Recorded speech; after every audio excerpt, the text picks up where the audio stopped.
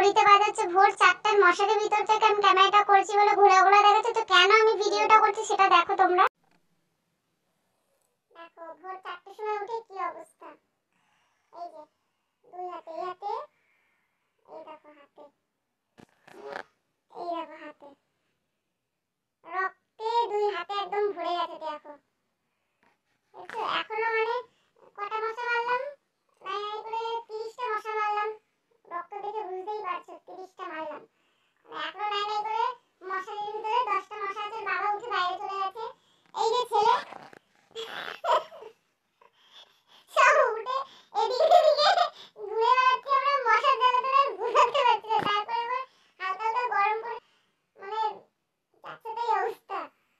আর কি মশা কামড়েছে, এবার রক্ত দেখে বুঝতে পারছি যে মানে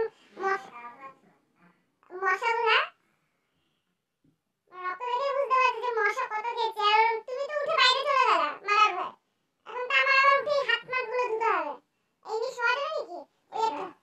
এই একটা মশা, এই একটা মশা, মশা জ্বালা শেষ নাজেহাল।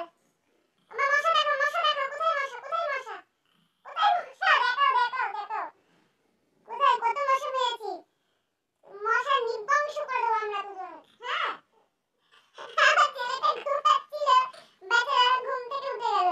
ওর আবার ঘুম থেকে উঠে আছে দাদুর কথা মনে পড়ছে। সেই মানে এত মশায় কামড় দিয়েছে যে ওর দাদুর জবদান গেছে। আমি দাদুর কাছে ঘুমাবো, আমার দাদুর কাছে ঘুমাবো। আমার আয়না তো মানে লেগে গেছে মশার রক্ত। দেখো আমার এই পুরো স্কিনও লেগে গেছে।